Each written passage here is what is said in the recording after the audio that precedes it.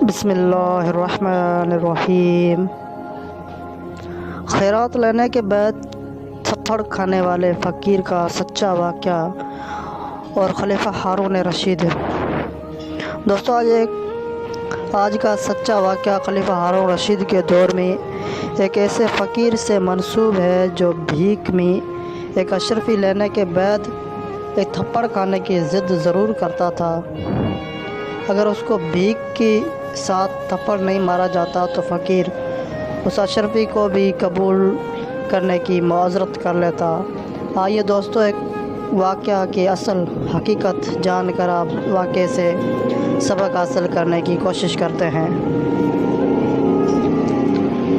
ہمارا مذہب اسلام ہمیں نیک راہ پر چلنے کے ساتھ ہمیں کئی خوبصورت طور طریقے رہن سہن، اٹھنا بیٹھنا، غریب فقیر محتاج کی مدد کے طریقوں اور اسباق بھی سکھاتا ہے، جن مسلمان عمل کر کے نہ صرف دنیا بلکہ آخرت بھی سنوار لیتا ہے۔ مسلمان کی نیک اعمال کرنے پر اللہ اور اس کے نبی کریم صلی اللہ علیہ وسلم راضی ہوتے ہیں، مگر دوستو انسان ناشکرا ہے اور اس ناشکرے کی سزا اسے تب ملتی ہے جب وہ مہربان رب کی مقررہ کی ہوئی حدوں کو کراس کرتا ہے۔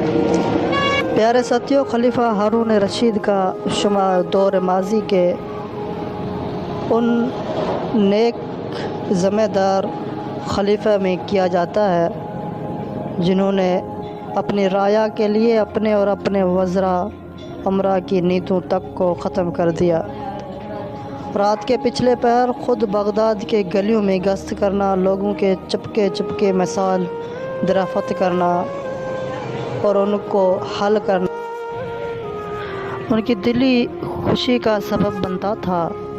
دوستو ایک رات خلیفہ اپنے ایک انتہائی بھروسہ مند وزیر کے انتظار میں بیٹھے گہری سوچ کے سمندر میں غوطہ زن تھے۔ اتنے میں وزیر خفیہ راستے سے داخل ہوا۔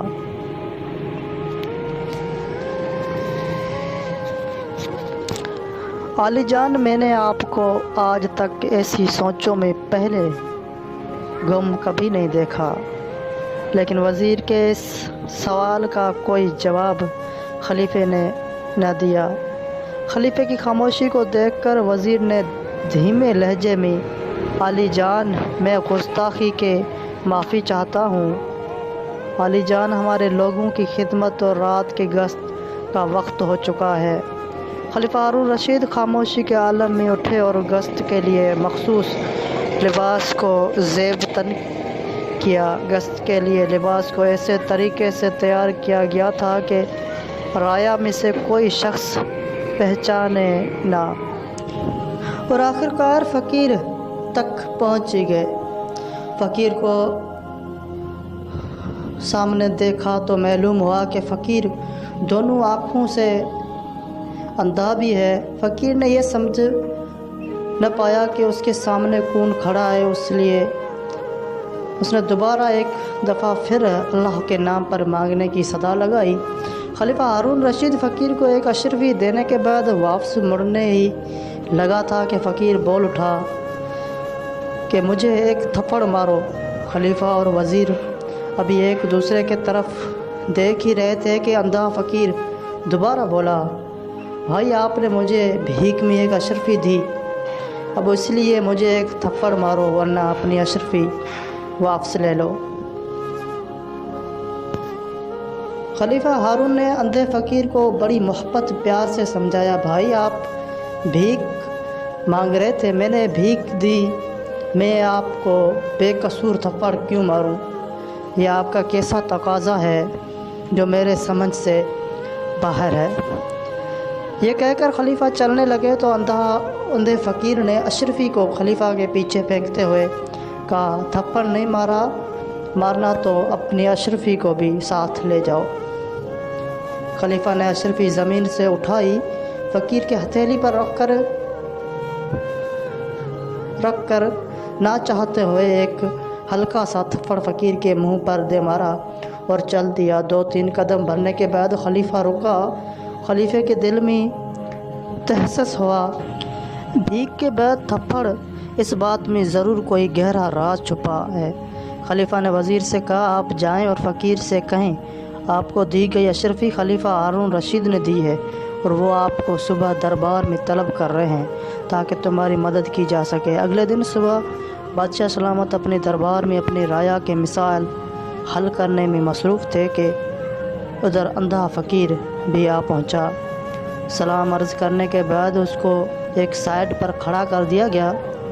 عوام کے مسائل سے فارغ ہونے کے بعد خلیفہ اندھے فقیر کی جانب متوجہ ہوئے اور پوچھنے لگے اے فقیر، آپ کی رات والی واقعے نے مجھے حیرت میں مبتلا کیا، اب آپ کھل کر بتائیں، بھیک مانگنے کے بعد تھپڑ کھانے کا ماجرا کیا ہے؟ اندھا فقیر: علی جان، میرا اصل نام عبداللہ اور میں بغداد کا ہی رہائشی ہوں۔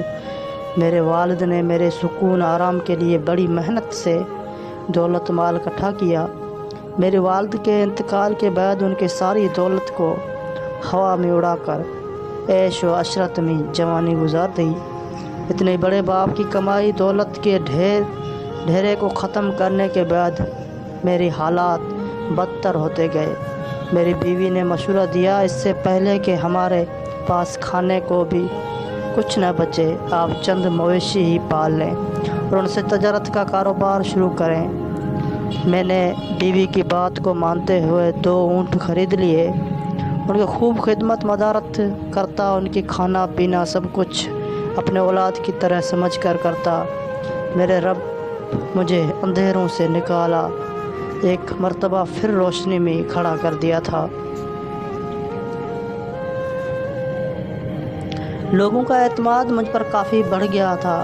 ایک شہر سے دوسرے شہر ان کے سامان کو تجارت کے لیے لے کر جاتا تھا۔ اس کاروبار سے مجھ بہت نفع ہوا اور میں نے 2 اونٹوں سے 40 اونٹ خرید کر کاروبار کو کافی وسیع کر دیا تھا۔ آخر ایک دن میں ایک تاجر کا مال بصرہ پہنچانے کے بعد واپس بغداد آ رہا تھا کہ راستے میں مجھے کافی دیر ہو گئی اور میں نے اونٹوں کے پاؤں میں رسیاں باندھ کر راستے میں ہی رات گزارنے کا پروگرام بنا لیا۔ اونٹوں کو گھاس چرنے کے لیے چھوڑ دیا اور خود لکڑیاں اکٹھی کر کے آگ جلا کے ان کے پاس ہی بیٹھ گیا کھانا تیار کرنے۔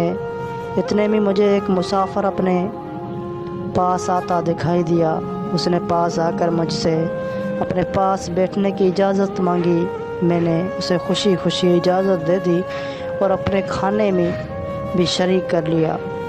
اس کا حلیہ دیکھنے پر درویش جیسا لگتا تھا۔ گپ شپ کا سلسلہ چلتا رہا۔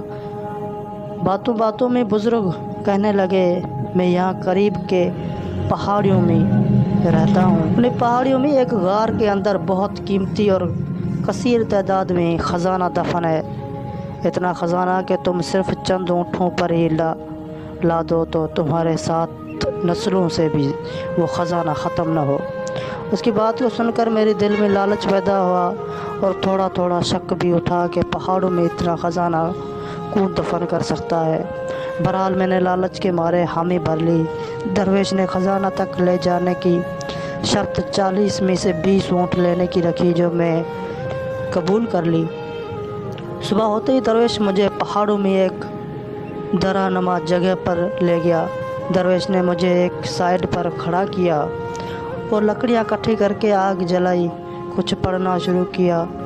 اپنی جیب سے ایک ڈبیا نکالی، اس سے کوئی پاؤڈر نما چیز نکال کر یوں ہی آگ پر پھینکی۔ آگ سے دھواں اٹھنے کے بعد غار کا منہ کھل گیا۔ اتنا زیادہ خزانہ دیکھ کر میں خود پر یقین ہی نہیں کر پا رہا تھا۔ میرا شک میں یقین اور میرا لالچ مزید طول ہو گیا، پکڑ گیا۔ وعدے کے مطابق میں نے 20 اونٹ درویش کو دیے اور 20 پر خوب سونا لادا، مگر اتنی بڑی خزانے سے درویش نے ایک رتی تک نہ اٹھائی۔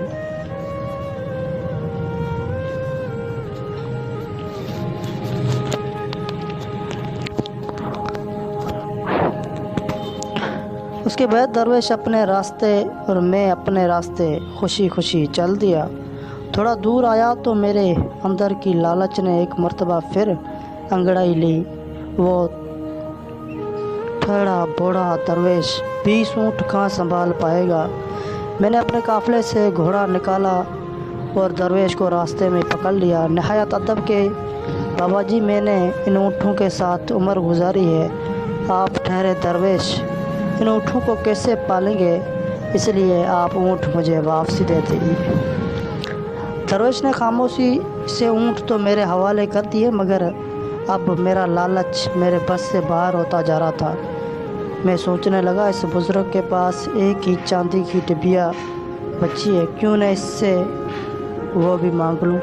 بزرگ نے اتنے بڑے خزانے سے کچھ نہیں لیا تو اس ڈبیا کو ساتھ رکھ کر کیا کرے گا؟